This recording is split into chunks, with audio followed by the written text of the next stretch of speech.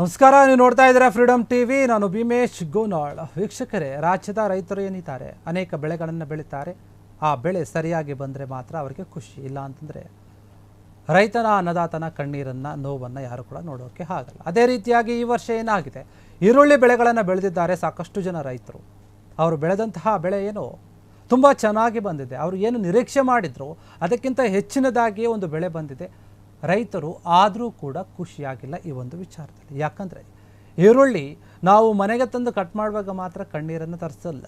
ರೈತರು ಕಷ್ಟಪಟ್ಟು ಬೆಳೆದ ಮೇಲೆ ಕೂಡ ಅವರಿಗೆ ಕಣ್ಣೀರನ್ನು ಹಾಕಿಸ್ತಾ ಇದೆ ಈ ಒಂದು ಈರುಳ್ಳಿ. ಯಾಕಂದರೆ ಅವರು ಬೆಳೆದಂತಹ ಒಂದು ಈರುಳ್ಳಿ ಬೆಲೆಗೆ ಸರಿಯಾದ ರೀತಿಯಲ್ಲಿ ಬೆಲೆ ಸಿಗುತ್ತಾ ಇಲ್ಲ. ಅದಕ್ಕಾಗಿ ರೈತರು ಕಣ್ಣೀರನ್ನು ಹಾಕ್ತಾ ಇದ್ದಾರೆ. ಏನಪ್ಪ ಇದು, ನಾವು ಸಾಲ ಸೂಲ ಮಾಡಿ ಈರುಳ್ಳಿ ಬೆಳೆಗಳನ್ನು ಬೆಳೆದಿದ್ದೇವೆ, ಚೆನ್ನಾಗಿ ಬೆಳೆ ಕೂಡ ಬಂದಿದೆ, ಆದರೆ ನಾವು ಬೆಳೆದಂತಹ ಬೆಳೆಗೆ ಬೆಲೆ ಮಾತ್ರ ಸರಿಯಾಗಿ ಸಿಗುತ್ತಾ ಇಲ್ಲ ಅಂತ ಹೇಳಿ ಈಗ ರೈತರು ಕಣ್ಣೀರು ಹಾಕುವಂತಹ ಪರಿಸ್ಥಿತಿ ಎದುರಾಗಿದೆ.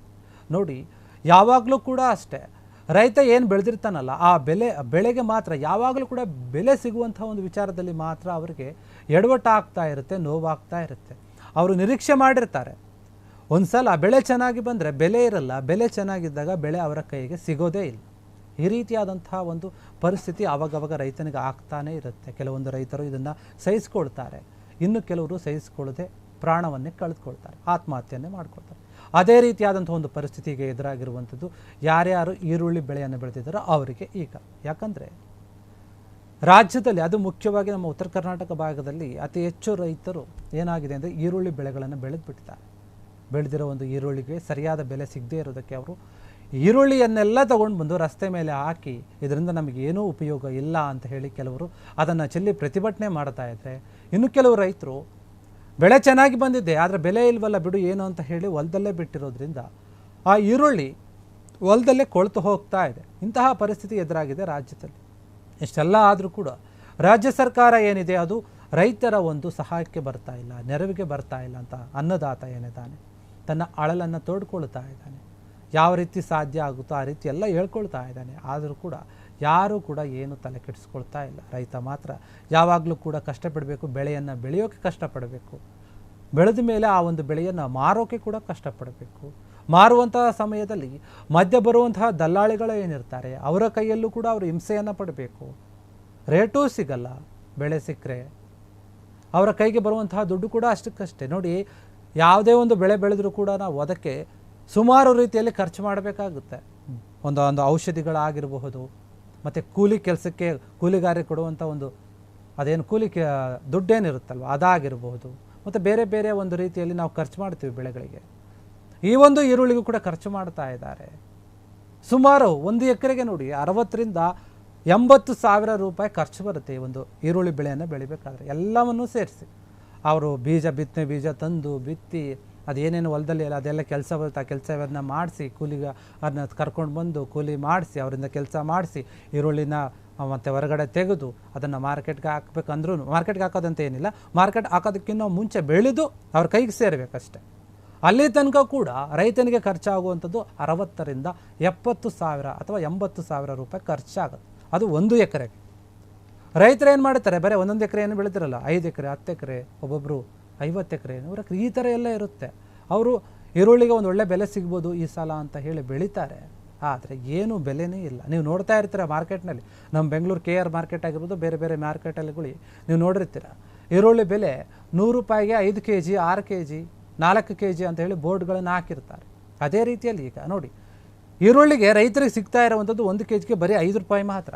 5 ರೂಪಾಯಿ 4 ರೂಪಾಯಿ 6 ರೂಪಾಯಿ ಸಿಕ್ಕರೆ, ಅದು 6-7 ರೂಪಾಯಿ ಸಿಕ್ಕರೆ ಖುಷಿ ಅಂತ ಹೇಳ್ತಾ ಇದೆ. ಹೀಗಾಗಿ ಈರುಳ್ಳಿಯ ಬೆಲೆ ಒಂದು ತೀರಾ ಕಡಿಮೆಯಾಗಿ ಕುಸಿದುಬಿಟ್ಟಿದೆ. ಯಾರೂ ಕೂಡ ಈರುಳ್ಳಿಯವ್ರನ್ನ ಕೇಳೋರೇ ಇಲ್ಲ, ಈರುಳ್ಳಿ ಬೆಳೆದಿರೋ ಬೇಡ ಹೋಗು ಅನ್ನೋ ರೀತಿಯಲ್ಲಿ. ಇದು ಯಾಕೆ ಹಿಂಗಾಗ್ತಾ ಇದೆ ಅಂತ ಹೆಚ್ಚಿನದಾಗಿ ನಾನು ಆಗಲೇ ಹೇಳಿದೆ. ಉತ್ತರ ಕರ್ನಾಟಕ ಭಾಗದ ಬಳ್ಳಾರಿ ಆಗಿರ್ಬೋದು, ರಾಯಚೂರು ಆಗಿರ್ಬೋದು, ಬಾಗಲಕೋಟೆ, ಚಿತ್ರದುರ್ಗ, ನಮ್ಮ ಧಾರವಾಡ, ಗುಲ್ಬರ್ಗ, ಈ ಒಂದು ಎಲ್ಲ ಕಡೆ ಏನಿದೆ ರೈತರು ಬೆಳೆದಿರುವಂಥವ್ರು, ಉತ್ತರ ಕರ್ನಾಟಕ ಭಾಗದ ರೈತರು ಈಗ ಈರುಳ್ಳಿನ ಯಾಕಾದರೂ ಬೆಳೆದ್ವಪ್ಪ ನಾವು ಇಷ್ಟೆಲ್ಲ ದುಡ್ಡನ್ನು ಖರ್ಚು ಮಾಡಿಕೊಂಡು ಅಂತ ಬೇಜಾರಾಗ್ತಿದ್ದಾರೆ, ಅಳ್ತಾ ಇದ್ದಾರೆ. ಇನ್ನೇನು ಮಾಡೋಕ್ಕಾಗಲ್ಲ. ಅವರು 1 ಕ್ವಿಂಟಲ್ಗಿರೋದು ಬರೀ 400 to 500 ರೂಪಾಯಿ ಮಾತ್ರ. ಹಿಂಗಾದರೆ ಅವ್ರಿಗೆ ಇನ್ನೇನು ಲಾಭ ಬರುತ್ತೆ ನೋಡಿ. ಆ ಒಂದು ಈರುಳ್ಳಿನ ಬೆಳೆದ ಮೇಲೆ ಇವರು ಮಾರ್ಕೆಟ್ಗೆ ತಗೊಂಡು ಹೋಗ್ತಾರಲ್ಲ ಆಟೋದಲ್ಲಿ ಹಾಕ್ಕೊಂಡು, ಆ ಖರ್ಚು ಕೂಡ ಸಾಲಲ್ಲ ಇವರಿಗೆ. ಈಗ ಒಂದು kg 5 ರೂಪಾಯಿ ಏನಾಯ್ತಲ್ಲ ಈ ಒಂದು ಈರುಳ್ಳಿ ಬೆಲೆ. 400ರಿಂದ 500 ರೂಪಾಯಿ ಒಂದು ಕ್ವಿಂಟಲ್ಗಾದರೆ ಆಟೋ ಚಾರ್ಜ್ ಕೊಡೋಕ್ಕೆ, ಆಟೋ ಒಂದು ಬಾಡಿಗೆ ಕೊಡೋಕ್ಕೆ ಕೂಡ ಆ ಒಂದು ಈರುಳ್ಳಿ ದುಡ್ಡು ಸಾಲಲ್ಲ. ಇನ್ನು ಇವರೇ ಎಕ್ಸ್ಟ್ರಾ ಒಂದು ದುಡ್ಡನ್ನ ಸಾಲ ಮಾಡಿಕೊಂಡು ಅದನ್ನು ಹಾಕ್ಕೊಂಡು ಬರೀ ಕೈಲಿ ವಾಪಸ್ ಬರಬೇಕಷ್ಟೆ. ಇದಕ್ಕಾಗಿ ರೈತರು ಹೋರಾಟ ಮಾಡ್ತಾ ಇದ್ದಾರೆ. ನಮಗೆ ಒಂದು ಬೆಂಬಲ ಬೆಲೆ ಬೇಕು, ಸರಿಯಾದ ರೀತಿಯ ಒಂದು ಬೆಲೆ ಬೇಕು ಅಂತ. ಇನ್ನು ಯಾಕೆ ಈ ರೀತಿಯಾಗಿ ಬೆಲೆ ಕಡಿಮೆ ಆಗ್ತಾ ಇದೆ ಅಂತಂದರೆ, ರೈತರು ಅತಿ ಹೆಚ್ಚಾಗಿ ಈರುಳ್ಳಿ ಬೆಳೆದಿರೋದು ಕೂಡ ಇದು ಒಂದು ಕಾರಣ ಅಂತ ಹೇಳಲಾಗ್ತಾ ಇದೆ. ಅತಿಯಾಗಿ ಬೆಳೆದಾಗ ಏನಾಗುತ್ತೋ ಆಟೋಮೆಟಿಕ್ಕಾಗಿ ಒಂದು ಬೆಲೆ ಕಡಿಮೆ ಆಗ್ತಾ ಬರುತ್ತೆ, ಯಾವುದೇ ಒಂದು ಬೆಳೆದಾದರೂ ಕೂಡ. ಯಾಕಂದರೆ ನೋಡಿ, ಅನೇಕ ಒಂದು ದುಡ್ಡನ್ನು ಬೇರೆ ಕಡೆ ಇಸ್ಕೊಂಡು ಸಾಲ ಮಾಡಿಕೊಂಡು ಏನೋ ಒಂದು ನಂಬಿಕೆ ಇರುತ್ತೆ, ಬರುತ್ತೆ ಈ ಸಲ ಬೆಳೆ ಚೆನ್ನಾಗಿ ಬರುತ್ತೆ, ನನ್ನ ಎಲ್ಲ ಒಂದು ಸಾಲಗಳು ತೀರುತ್ತೆ, ನಾನು ನೆಮ್ಮದಿಯಿಂದ ಇರ್ಬೋದು ಉಳಿದಂತಹ ದುಡ್ಡಿನಲ್ಲಿ ಅಂತ ಒಂದು ಕ್ಯಾಲ್ಕುಲೇಷನ್ ಹಾಕ್ಕೊಂಡಿರ್ತಾರೆ ಎಲ್ಲ ರೈತರು ಕೂಡ.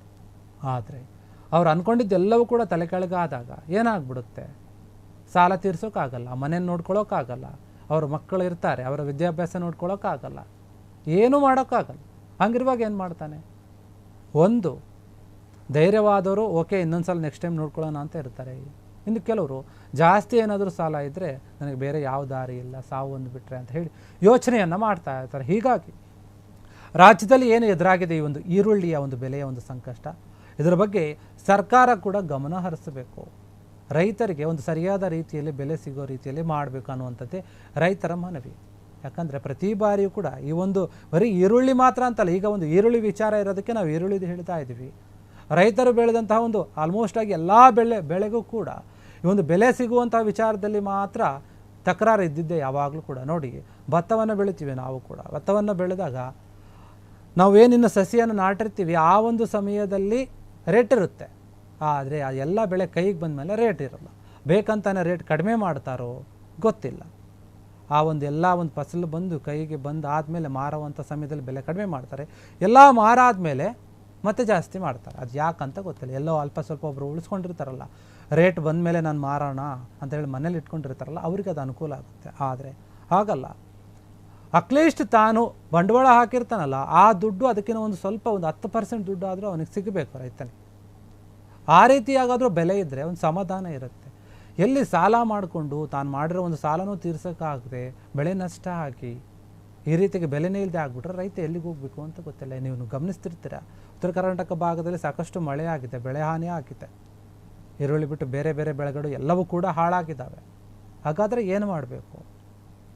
ಇದಕ್ಕೆ ಪರಿಹಾರ ಕೊಡಿ ಅಂತ ಎಲ್ಲ ನಾಯಕರು ಕೂಡ ಒತ್ತಾಯ ಮಾಡ್ತಾ ಇದ್ದಾರೆ. ಆದರೆ ಈಗ ಸ್ವತಃ ರೈತರು ಕೂಡ ಬೀದಿಗೆ ಬಂದು ಅವ್ರು ಬೆಳೆದಿರೋ ಬೆಳೆಯನ್ನು ರೋಡ್ಡಿಗೆ ಚೆಲ್ಲಿ ಯೂಸೇ ಇಲ್ಲ, ಬೇಕಾದರೆ ನೀವು ಸುಮ್ಮನೆ ತಗೊಂಡೋಗಿ ಅನ್ನೋ ರೀತಿಯಲ್ಲಿ ಪ್ರತಿಭಟನೆ ಮಾಡ್ತಾ ಇದ್ದಾರೆ. ಇನ್ನು ಕೆಲವೊಂದು ಕಡೆ ಒಂದು ಈರುಳ್ಳಿ ಏನಿದೆ ಆ ಒಂದು ಮೂಟೆಗಳನ್ನು ತಗೊಂಡು ಬಂದು ಹೆಗಲ ಮೇಲೆ ಶವವನ್ನು ಯಾವ ರೀತಿಯಾಗಿ ಹೊತ್ಕೊಂಡು ಹೋಗ್ತೀವಿ ಆ ರೀತಿಯಲ್ಲಿ ಹೊತ್ಕೊಂಡು ಹೋಗಿ ಪ್ರತಿಭಟನೆ ಮಾಡ್ತಾ ಇದ್ದಾರೆ. ನೋಡಿ, ನಮ್ಮ ಒಂದು ಈ ರೀತಿಯಾಗಿದೆ ನಮ್ಮ ಒಂದು ಪರಿಸ್ಥಿತಿ, ರೈತರ ಪರಿಸ್ಥಿತಿ.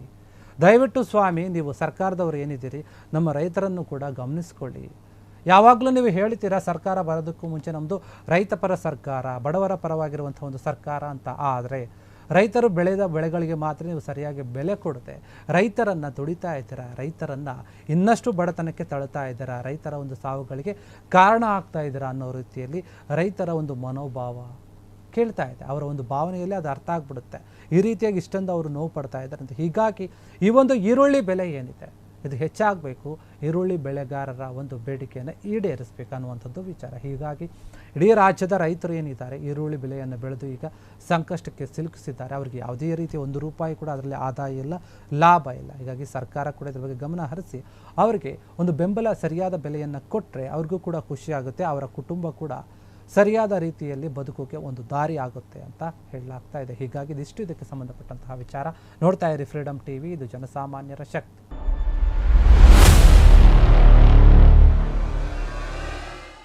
ಕ್ಷಣ ಕ್ಷಣದ ಸುದ್ದಿಗಳಿಗಾಗಿ ಫ್ರೀಡಮ್ ಟಿವಿ ಸಬ್ಸ್ಕ್ರೈಬ್ ಮಾಡಿ, ಲೈಕ್ ಮಾಡಿ ಹಾಗೂ ಫಾಲೋ ಮಾಡಿ.